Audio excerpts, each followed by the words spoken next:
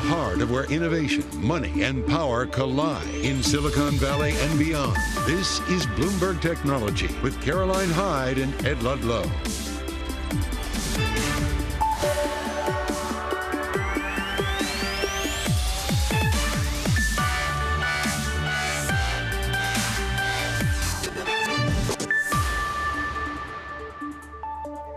Welcome to a special edition of Bloomberg Technology. We are live from Rocket Lab in Long Beach. Coming up this hour, we'll bring you conversations with some of the biggest names in the space and defense technology industry. Ed. And I want to be honest with you guys. We're here because we've been on the road in SoCal, but this is where the industries happen. What started with a single name has boomed into thousands of startups, many here in Southern California, and in commercial space, this is how it started.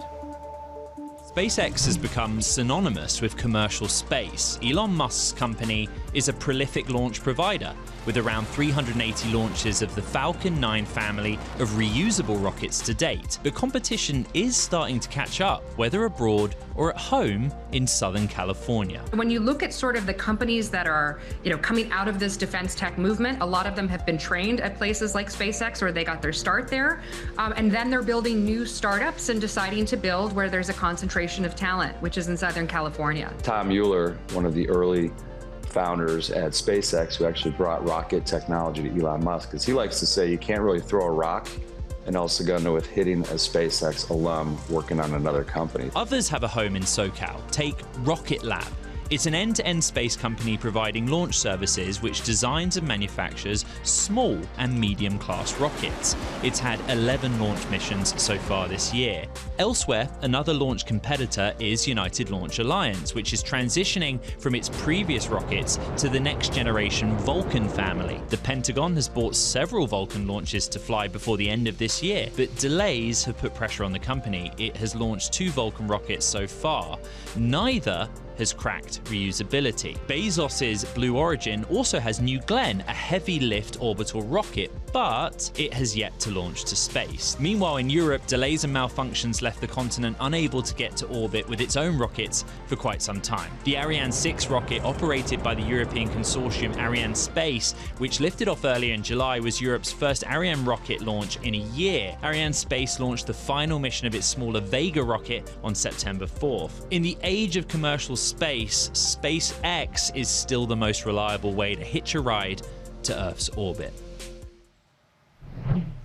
And talking of SpaceX, a California state commission voted against a request by the U.S. military to approve more SpaceX launches. Now, commissioners expressed concern about why SpaceX was not applying for a permit itself, and some also voiced concern over working conditions at SpaceX, Elon Musk's increasing role in U.S. politics as well. That's a news story that came out early this morning. We're going to dig deep into SpaceX throughout the show, but right now we're going to talk about one of SpaceX's competitors, Rocket Lab, which is a rocket company and much more. It's a launch provider, and it's where we're at. We're in the Long Beach headquarters.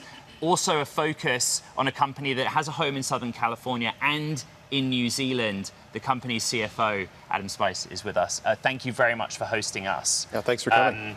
Let's start with the basics for the audience that might just be tuning in for the first time, wondering where we are. Rocket Lab is an end-to-end space provider, space launch services systems provider. Bring us up to speed on what that means. Yeah, we think that the space companies of the future are ones that aren't just a launch company or just a satellite company or just an operator of satellites. It's really all about providing an end-to-end service. So what you're seeing here in Long Beach is really our headquarters. We make a lot of the rocket components here, rocket engines, the avionics and so forth. So we have a pretty big footprint here in Southern California. But we've since expanded that. And of course, the company got started in New Zealand, but then expanded to the U.S. and starting to expand further throughout the United States, including locations in places like Denver and Albuquerque and Stennis, Mississippi and Silver Springs, Maryland, and of course a launch site in Wallops Island, Virginia, and a facility in Toronto, Canada as well. So we've established ourselves a very broad footprint, doing much more than just launch. An HQ here in SoCal, which fits exactly what we're talking about. 2 launch systems. What are they and what are the differences? Right. So the vehicle you see behind you is Electron. And Electron is the second most frequently launched vehicle in the United States. It's launched 53 times. So we've got a very, I'd say, significant lead in the small dedicated launch market. Okay. And we're developing a second vehicle, which is called Neutron, which will address the larger medium-class launch market. Can we dig into the practicalities, and how difficult space engineering is. Where are we with Neutron, and what are some of the issues and the steps of getting it up and running? Yeah, well, we're quite a ways along the path of Neutron. So we've been at it now for a little over 3 years. We announced the program when we came public in August of 2021. It's amazing to see a rocket program come together. I hadn't come from a space background before joining the company about 6.5 years ago. And just to see what it takes to pull together and pull off a rocket development program is absolutely staggering. The complexity, not just from just It's literally rocket science, Adam. You can say it. It is literally rocket science. I'm grateful every day that there's people who have dedicated their lives to developing these complex systems that are absolutely amazing. So it's a very it's a very detailed, very arduous task to get there, and I think that's what's so exciting from a business perspective is the fact that if you can do it, you're one of a few numbers of organizations in the history that have actually pulled it off, and so it creates a very defensible position because again, space is very, very hard, and we have the I would say the challenge of waking up every morning and doing battle with physics, but also doing battle with some of the most fierce competitors on the planet, including SpaceX. And so we look around our industry and we see bodies everywhere that we have to step over. Wow. And it kind of makes you wake up every morning and kind of like, okay, this is a serious business. We got to make sure that we make all the right decisions, be very efficient with our capital, and very, very focused on execution. I mean, you are the numbers guy. Let's just talk about capital efficiency. Sure. You have to spend an extraordinary amount of money. You took this company public. You're having to answer to a whole host of retail investors and more increasingly institutional investors. Mm-hmm. What's the revenue run rate and where is the money coming from? Yeah, we're very fortunate that we've been able to get now to a scale. So Q2, we generated over $100 million in revenue. Mm-hmm. So we really kind of now crossed that threshold of scalability. We've shown that a model can scale. I think it's very important that we've done it not just on launch, because launch represents about 30% of our revenues. Space systems actually represent 70%. And just on that, when you say space systems is 70% of revenue, yeah. Just in layman's terms, what are you talking about? So we sell a variety of solutions. So we sell subsystems into the merchant market. So we sell things like solar solutions for spacecraft. We sell radios and battery systems and composites and so forth. So we really are very serious in materials to the merchant subsystem market, but then we also build full spacecraft solutions. So for example, we built full spacecraft for NASA. In fact, we built a couple spacecraft that are going to be orbiting Mars in the not too distant future. Yes, this is big news for you recently. Very big. Because originally you weren't on that list, and now you are. Well, that's actually for the Mars sample return. Okay, sample return. Sample return, yeah. And you're right, we were not included in the first, but we were ultimately added to that program, so that's very exciting. But when you look at all the different programs that we're across, again, not just subsystems, but we're actually making full satellites for, including the Defense Department and their Space Development Agency. We won a contract to be the prime contractor for an over $500 million contract. So it's actually, the one thing that's most exciting for me is how quickly we've come from a very organic base to now building a very significant size revenue and getting, again, past that $100 million threshold per quarter. And you talk about the Electron behind us, 53 already put into space. How many launches are we looking at in terms of the next year? What sort of cadence are you trying to live up to? Well, we've indicated 15 to 18 launches this year. We've launched 11 times so far, so we've got a big Q4 coming up. And then when you look at the kind of rate going to next year, we see growth off of that. And a lot of it's really not dependent on how many rockets we can build. We can build a lot of rockets. Mm-hmm. We could build almost, we kind of sized ourselves You're to build. 3D printing a whole load of it. We're 3D printing a lot of stuff here. We could build. So what is the limiting factor? It's really the market at this point. It's really the market. We can build as many rockets as the market demands, but it's a new market. It's a nascent market, and I think it just takes time for these markets to develop. I want to get into this, the business of space, and just bear with me, Caro. Elon Musk. I bear with you a lot. Has a big gap right over you, a big sort of lead with SpaceX, and he talks about this idea that the business of sending payload to orbit tops out for them at $3 billion. Now, that's a scale that you're not near yet, but it makes it seem like there's a cap, there's a ceiling on how much money you can ever make in this business. What do you make of that? I think it depends on how you define this business, right? I think, even as we've seen with SpaceX, I don't think they stopped at just launch. So launch is a very critical part of the ecosystem, but it's not the biggest piece of the ecosystem.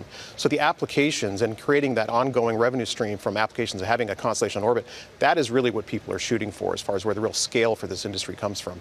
And that's exactly what we're oriented around. We're all about being an end-to-end space company where we can design the spacecraft, we can build the spacecraft in a very vertically integrated way with our own subsystems. We can launch them on a variety of rockets, and we can operate those on orbit. So it's a very, very important thing to think about yourself as an end-to-end player, because again, if you're a bespoke kind of one solution provider, it's probably not the path to survivability. For those institutional investors sat watching, and indeed retail investors who are excited about putting money into rockets. Very excited. What Tell us about how the market scales up. What is needed? You're saying you can get these, you can build these as quickly as the market wants. Well, what gets the market to the next iteration, to the size that you want to be able to serve it at? I think the most exciting thing about what's going on in this market right now is that, you think about what typically drives the hockey stick growth, kind of characteristic of an industry, and it's usually commercial. But I think we're in a really interesting period where we're actually seeing the hockey stick being derived not only from commercial opportunities. So everyone's seen what SpaceX is doing with Starlink. So that's kind of old news to a certain extent. But then you see Amazon Kuiper, you see Telesat Lightspeed, you see the SDA constellation. So you're actually seeing a combination of government and commercial all presenting hockey stick opportunities, and that's really it's not a one bet kind of situation right now. There's lots of different irons you can put your fire into. Adam, there's so much more to come, as you know, in this hour. But before we let you go, a word for SpaceX, what they enabled your company to do, particularly here in California. Well, I think you have to give them amazing credit for what they've accomplished. They really kind of are, I would say, kind of an inspiration and aspirational target as well. Like we've seen what can be done, right? And I think that's the one thing is we wake up every morning understanding the challenge that faces us, but we're not intimidated by it. That's one thing that this company does not ever get is intimidated by competition, whether it's SpaceX or anybody else. So we're up for the challenge. It's exciting, and there's a tremendous amount of opportunity, and I think we're in a great position to exploit it. You were up early for us. We give you great thanks for it, Adam. It's wonderful to have us here and you here with us, Adam Spice, CFO of Rocket Lab. Coming up, as Ed says, so much more to come. We're actually going to dig into what Elon Musk's also been up to. Tesla's robotaxi revealed, and the company debuts its first fully autonomous vehicle, but shares are lower because there's investor skepticism. We're going to be speaking with a key investor who was there and getting the demos, Nancy Tengler of Laffer Tengler Investments. This is Bloomberg Technology.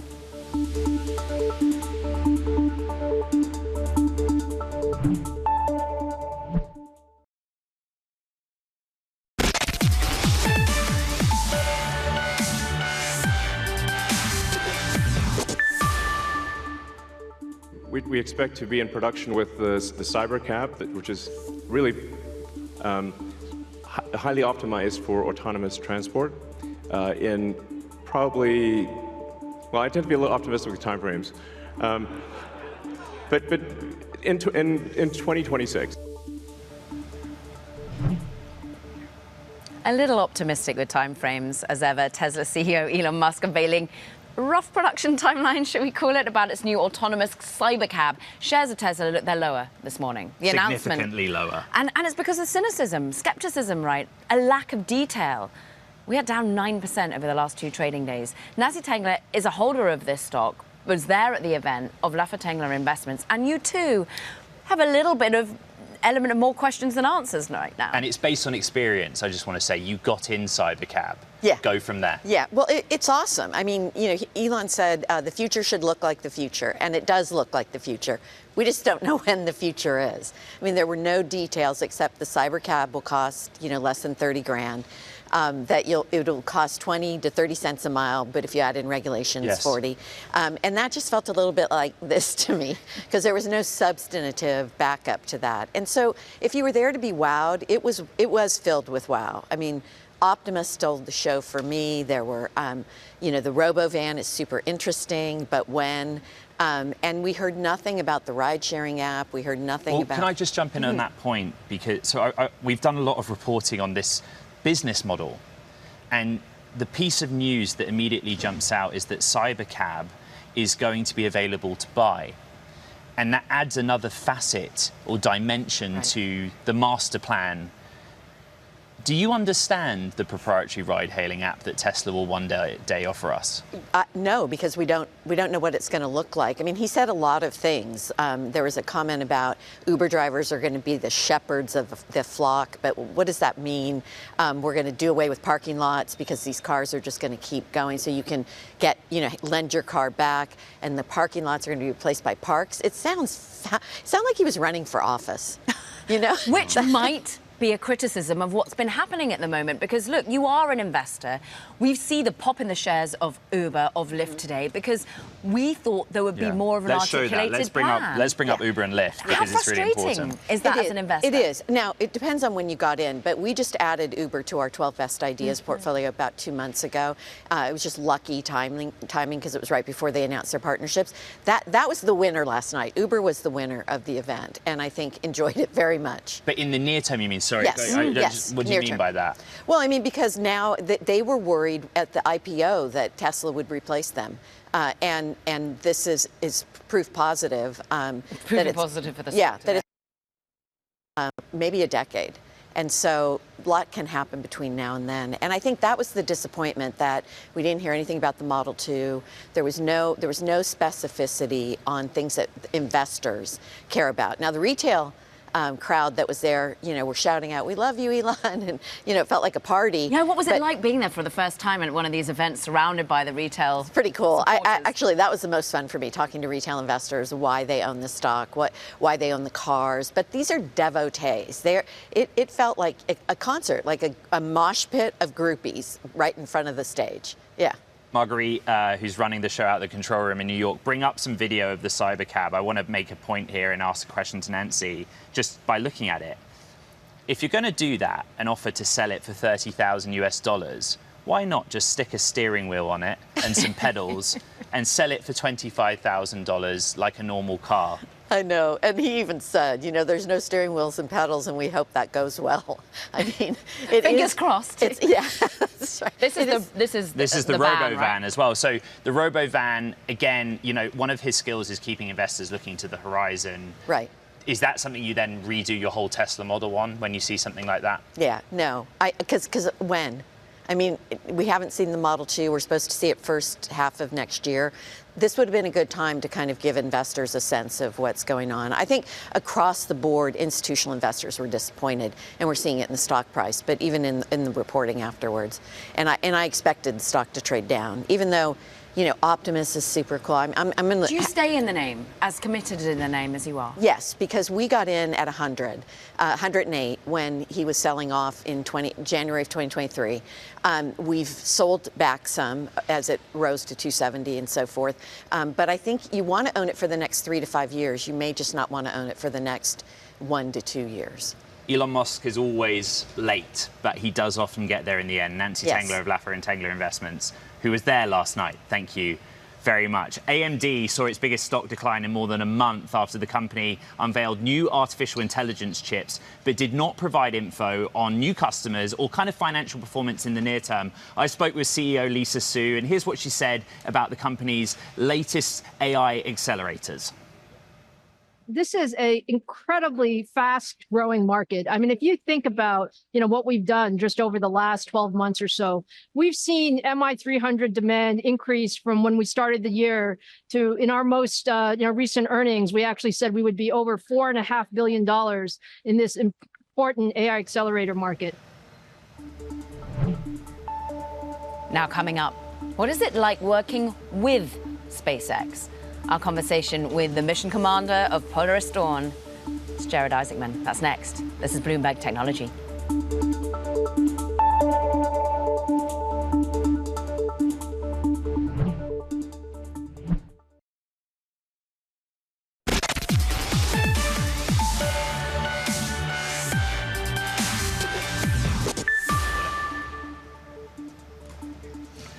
Okay, we caught up with Jared Isaacman, who is mission commander of Polaris Dawn, the first crew to test Starlink laser-based communications in deep, deep space. Looking ahead, I asked him when he's going to fly on Starship. Listen to this.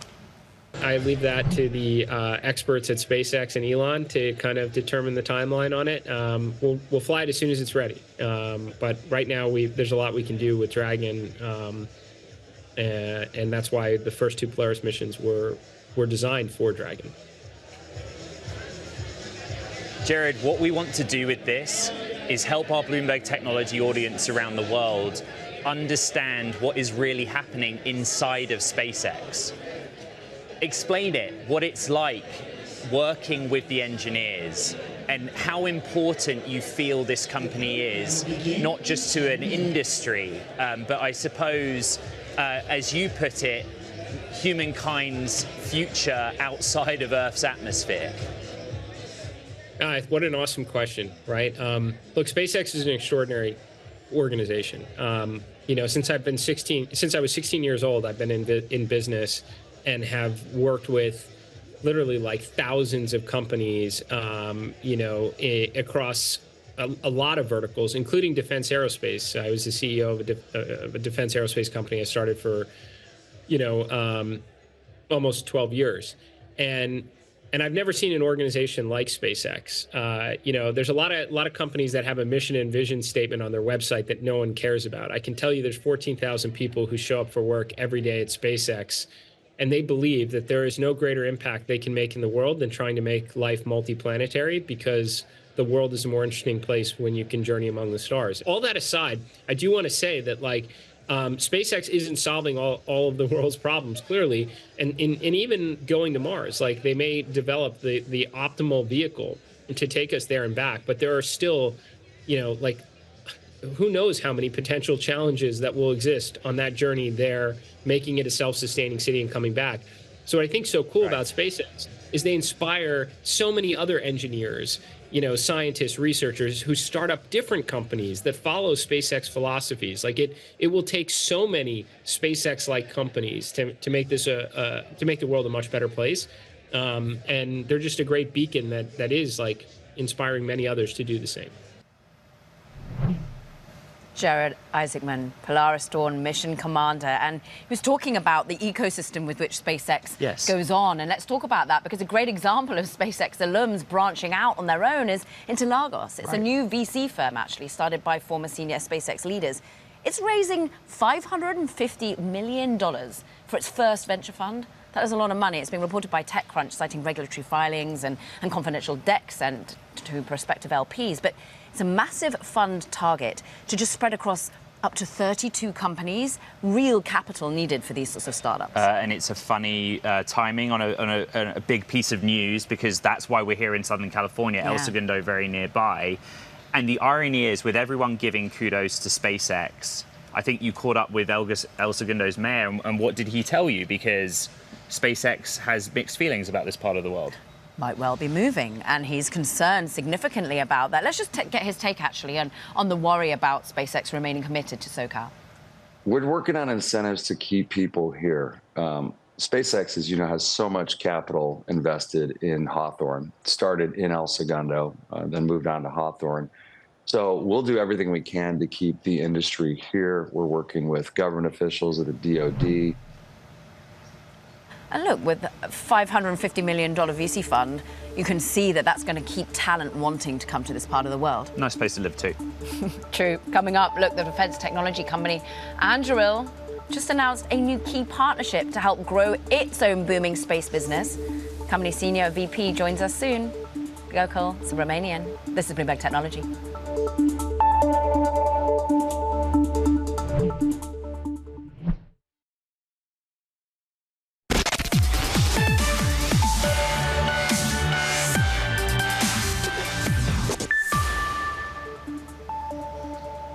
Welcome back to a very special edition of Bloomberg Technology. We are here at Rocket Lab in Long Beach, where we're taking such a deep dive into space and the defense tech industry more broadly. Yeah, and Anduril is one of the most prominent defense tech companies in Southern California in the United States, and it's quickly made a name for itself with how quickly it's managed to win contracts with the US government. Now, we caught up with Catherine Boyle, a venture capitalist at Andreessen Horowitz, to talk about exactly that. Listen to this. Andril is a perfect example of a company where, I think Andril always points to how long it took SpaceX and how long it took Palantir to get those first contracts from the U.S. government. It took them a very long time. And of course, Andril did this at a historic pace, founded in 2017. By 2020, they had their first program of record. And I think if we take a step back, it actually shows us that the government has woken up to the need to work with startups, which was not the case in the early 2010s. It was not the case when sort of the defense 1.0 generation was really building. So Anduril has shown that you can move much faster. And the thing that I think is really interesting is the success of Anduril has begotten success for startups that were founded in the last few years. The program that we always love to point to is Replicator, which was a program focused on working with startups and focusing on production that the Defense Department needs, that has become a core initiative out of the DoD under this administration. Previous administrations really focused on the Defense Innovation Unit, where it was building ties to Silicon Valley, understanding that the best engineers in the world are in Silicon Valley and that the DoD has to work with them. So I think that, we always look at the private industry side, which is that there's now a talent density, there's momentum, there's capital that has really met this movement so that we can build startups. But that would mean nothing if there wasn't an eager buyer. And the DoD has become an extraordinarily eager buyer, supportive of working with startups, understanding that they need to be a lot more thoughtful about procurement. They need to make it possible for earlier stage companies to be able to sell into the Department of Defense. And that also these large legacy primes, which have had no competition for, in many cases, 50 to 100 years, now have to start working with startups. And they have to integrate the technologies that these startups built if they want to be the chosen supplier to the DoD. So we have seen this extraordinary change in how the DoD views startups as a possible supplier for the requirements that they have. Great conversation with Catherine Boyle, general partner at Andreessen Horowitz, of course. Andril's work, well, it's not just here on Earth at the moment, is it, Ed? We're going to go straight to what they're now doing in space. Senior Vice President Gokul Subramanian is with us. You are in charge of the space side as well as the software side. I mean, your focus at the business is broad. What impact do you want to make in space? I know you've got a new deal to announce. Yeah. Well, Ed, Caroline, thank you so much for having me. It's so exciting to be here at Rocket Lab, and you can just kind of feel the energy, not just at Andril, but in the whole space ecosystem writ large. So, I mean, for us, our focus in space is really around space domain awareness and ultimately ensuring that as space gets more contested and congested with so many assets going up there, that we can defend and protect U.S. assets in space. And, the space domain is so critical to everything, not just Andril does, but the U.S. government does, right? From things like GPS positioning, how our soldiers know where they are, to communications. It's never been more important to protect that space domain in order for Andril to do what it needs to do on the ground and to support our U.S. warfighters and allies. So the case study through the news that is out just in the last hour is a deal with Impulse. Yeah. What are the specifics of that? And based on what you've just explained to us, what does a deal like that allow? How does a deal like that allow you to do it? Yeah, I mean, we're so thrilled to be working with Impulse, with Tom Mueller and his team out there, and the innovations that they're bringing to the space domain. What we got really excited about with Impulse is their propulsion technology and the ability to access higher orbits, GEO and MEO orbits. And if people just tuning in right now, the basics of their technology, we're talking about small sats essentially, but they can move them at those different orbits. They can move them for long durations. They're building what's called an orbit transfer vehicle, so they can move from one orbit to another orbit at a price point and a resiliency that wasn't available before. And the reason that's so important, Ed, is because the U.S.'s most critical systems are located in those higher orbits. And those orbits are extraordinarily expensive to reach. And so with our partnership with Impulse, we'll be able to put assets in those orbits to do the kinds of missions that we've been talking about. Now, when it comes to Andril, we are a mission systems provider, right? We provide end-to-end systems that answer a DoD mission, whether that's observing things in space or doing other things. And so we are really, really excited to work with partners like Impulse to bring together their systems and ultimately missionize them for a DoD use case. You articulated the threat there, the idea that these assets need protecting, overseeing. How quickly are we seeing other countries doing what Andril's doing? How quickly are we understanding that their assets are being protected, or indeed that they're going to be able to target ours? Yeah, I mean, we've heard the U.S. government say openly, space is now becoming a warfighting domain. Just like every other domain, protecting space is critically important. The stat I like to say is, over the next 10 years, our adversaries will launch more systems into space than the last 70 years combined, right? And so whether that's malicious or not, there's just so much going on up there that we need to have eyes and ears on everything that's going on and ensuring that our ability to conduct operations remains undeterred. And the pivot, the move into space for you, what's that meant? More talent, more investment? What does Andril need to do to get to the size and scale you want to be at? Yeah, look, I mean, if you think about what we've done in every domain, right? So if you think about the air domain with our CCA aircraft, our loyal wingman, to the underwater domain with the submarine that's about the size of a school bus, there's one through line that connects all of it, which is that fundamentally what Andril does is we go from traditional systems, which are high cost, low volume, and we invert that to low cost, high volume systems, right? And the way to do that is through two things. One is a focus on software and autonomy. If you want to be high volume, you got to get away from one operator commanding one system to one operator being able to control many systems. And two is a focus on manufacturing and be able to manufacture at scale. And fundamentally, we see that same need in space. If you think about the challenges that we were just talking about, we need to move to more autonomous systems, more high volume systems that are able to do these kinds of missions as space gets more and more contested. Throughout the year, we've covered Andril. Trey Stevens, the executive chairman, has come on the show. Palmer Luckey has come on the show, one of the co-founders, and it's been in that context, that portfolio of products, but also I want to come back to space. I think it's probably a smaller or newer area of the business. Is that fair? That's definitely fair. And so let's look forward. How are you growing it? You know, Caroline talked about talent, but from a product perspective, will you offer many things? Do you feel that it's an area of growth for Anduril? We see it's an area of tremendous growth for Anduril, and it's really the demand signal that we're seeing from our customers. And a big part of that actually is the partnerships. The analogy I use is we want to bring a team of super friends to this market. All these companies in this area, many startups that you're going to talk to today, where we're really special is our ability to understand the government mission and put together a solution. And with the government, the demand signal we're seeing loud and clear, you heard Catherine Boyle talk about it earlier, is wanting to work with many startups, each of which provide a unique capability, but they need to be put together to solve one of those problems. So if you go back to the analogy of the super friends, every super friend does a unique thing. They have a superpower, but you put them all together and they're unstoppable. And that's what I think Anduril wants to do. We want to bring together a team of companies to go and provide optionality to the government to say, you don't just have to answer these missions in a traditional way. We can bring a non-traditional team to answer these missions at a higher quality, a lower price point, all of those things.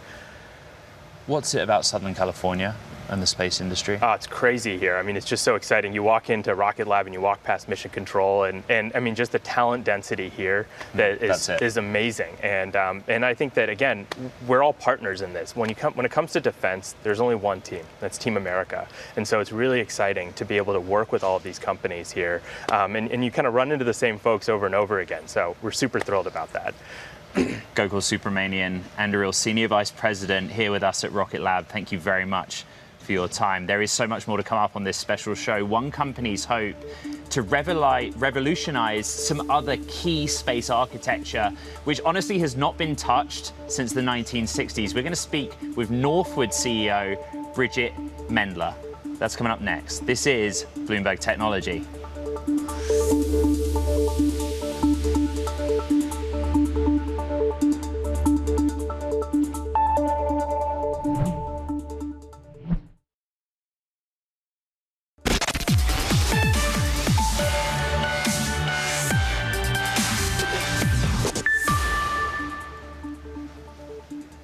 Northwood, it's a space startup that wants to build ground stations that talk to satellites.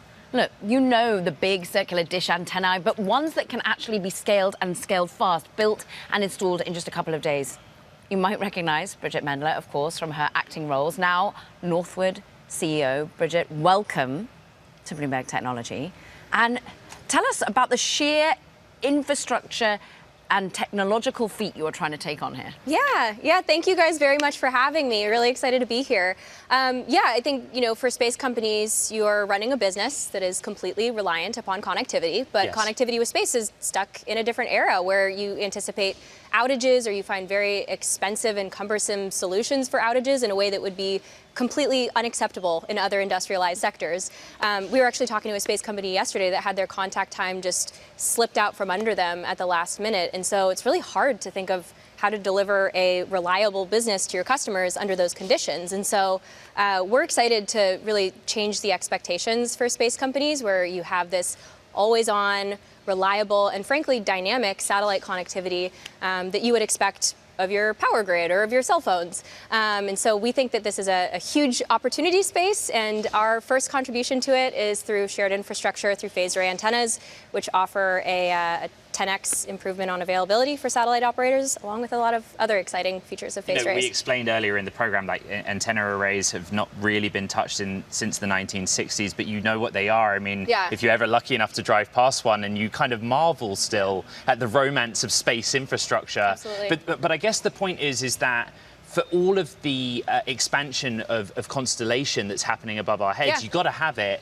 What is different about your antenna? Like, what is different about what you're offering? Yeah, I mean, the model that we are aiming for is something that is scalable, as you all said, that can be deployed swiftly, that can be really responsive to changing needs, that can be placed in more dynamic locations. So, we're envisioning a system where it could be on a rooftop, or it could be in a parking lot, or it could be, in some austere location. This first demo that we did, it was deployed in 6 hours. That was our very first time bringing it out into the field, so we're excited to bring that time down even further. We built our very first system in 4 months, so we're looking to, bring that time frame down even further as well. And so, when you think about cell tower infrastructure and that expansion globally of infrastructure that enables the cellular industry, that's the kind of scale that we need for space to accomplish all of these super exciting missions that have been talked about today, and that we're seeing pop up day after day. Can you give us a sense of timeframes? How long it took from standing start to demo, and how quickly from demo to getting it out there into the world? Yeah, so for Northwood, we really prioritize bringing on the right people, the right parts, and the right processes. So we've focused on building a team of people that are exceptionally experienced in their respective field. We've sourced parts from different corners of different industries that are traditionally used within the aerospace sector, so we have kind of those timeline and cost advantages.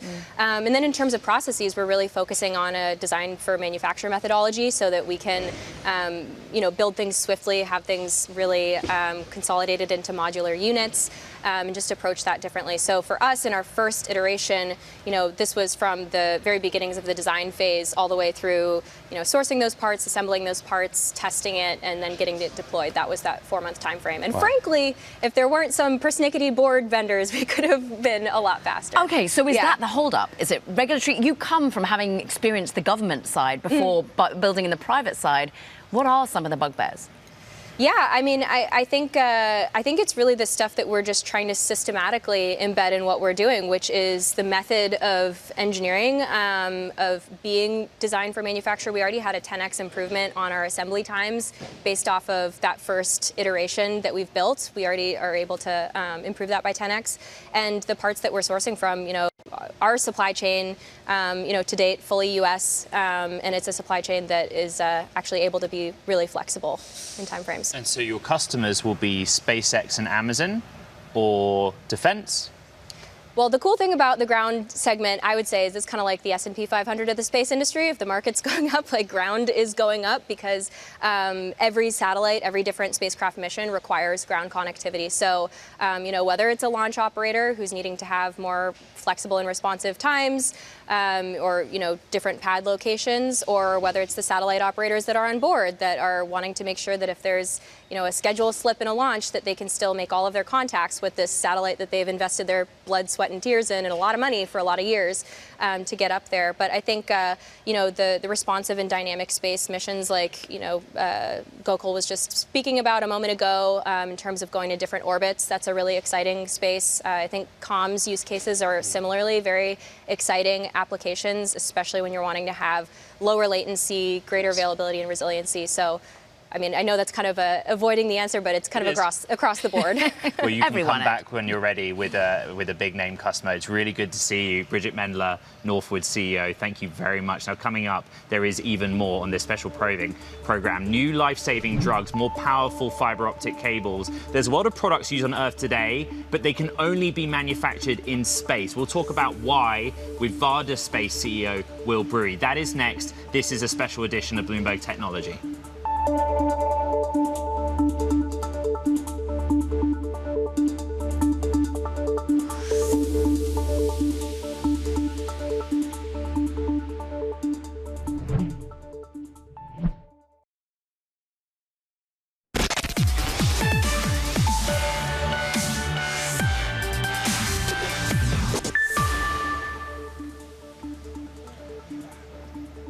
Okay, how do I say this? Vada Space is a company which builds little spacecrafts that process pharmaceutical materials in orbit and then bring them back down to Earth. But it needs rockets to get them there. and then get them back. Let's try and work out how it works with the company's CEO and co-founder, Will Brewery. That's a pretty good summary. Not bad. Actually, almost as good as I would have said. Yeah, absolutely. Love it.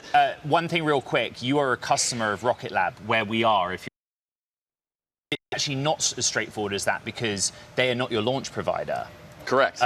But take it from there, please, and explain what it is that you do, not on Earth, but in space. Sure. So we make pharmaceuticals in orbit because the lack of gravity allows you to make new drug formulations that wouldn't otherwise be possible on Earth in Earth's gravity. So we build the manufacturing systems to make those pharmaceuticals and the reentry vehicles to bring them from space to home to the patient. I failed chemistry in high school and Caroline did very well in it, but the basic point is that it won't be stable on Earth, it will be stable in microgravity. Exactly. So think of it as part of the manufacturing process, just like temperature is part of the manufacturing process. Even though you change the temperature, the product remains the same. We use gravity to affect the manufacturing process in the same way. So many questions from there. Yeah, please. But firstly, like, how do you get them back?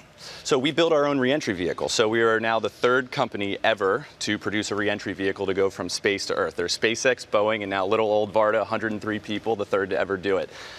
Yeah, so we build those vehicles. They come and hit the atmosphere at Mach 25.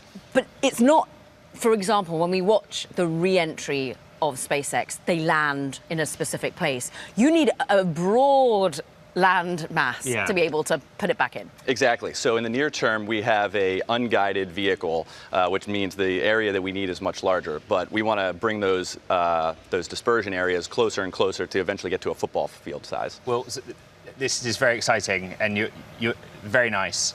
I think it's probably very difficult what you're trying to do. Could you explain the complexity, the re-entry vehicle, getting it even into this area? I think that you guys are trying to land in an area the size of Maryland or something like that. Oh, a little bit smaller than Maryland, but yeah, it's actually relatively simple. It's not trivial, though. Re-entering the Earth's atmosphere has been done before. We're just doing it in a new way for the specific use case of bringing pharmaceuticals home to patients. So it's a technology we've developed over the last few years. But where in the world are you managing to find the space to land it? Like, are you doing it here in America? Are there the size that you need to be able to put the re-entry? Is it abroad? So our first re-entry earlier this year, that occurred in Utah, so there's a nice open area there. The next one's occurring in Australia. We're looking at opening up a landing site in New Mexico. So you'll see that re-entry is going to become as common as launch, and so we're laying the infrastructure and building the systems for that. Okay, the capsule's over my right shoulder. Okay, and so let's go to the relationship with Rocket Lab. Rocket Lab is a launch provider, but actually the majority of its revenues come from other services. So explain the work you do with them, because they don't actually take you to orbit. That's right. So you heard Mr. Spice say it earlier. There's applications. Once you get to space, that's really just opening up the tip of the iceberg of what you can do once you get to space. So you can see this whole ecosystem developing, and you have an exponential growth right now because easier access to space means more demand for space, and that's the definition of an exponential growth function. So if you think about someone like Varda, who is only possible now because access to space is cheaper and easier, we're demanding more access to space. And so you can see the whole ecosystem come together to make these pharmaceuticals in orbit. So SpaceX is our launch provider. Rocket Lab sells us a bus to do power and comms and things like that. And then Varda is the reentry vehicle that has both the pharmaceutical manufacturing equipment inside. So we did a drug called ritonavir on our first mission. And then we do the reentry of that vehicle. So it's team sport. We've got 60 seconds. That team sport depends on regulation approval for companies like SpaceX, and they've just had a knockback. Is that an issue? Regulation, so what I tell the team is anytime you're doing something that's never been done before, like we've never done this before, humans have never done this before, so of course you're going to need to push regulations along the way. Regulators are not the tip of the iceberg from technology perspective. So as the industry matures, so will regulations. So I wrote an op-ed last week about very specific standards that we can start to put in the FAA review process to make it cheaper and easier without reducing safety, for FAA analysts to check work. All eyes on the FAA and SpaceX today in terms of the news. Will Brewery, great to have some time with you, co-founder and CEO of Vada Space. Now, can't believe it. Yeah, that does it flew by. What an amazing show for Bloomberg Technology to be here at Rocket Lab.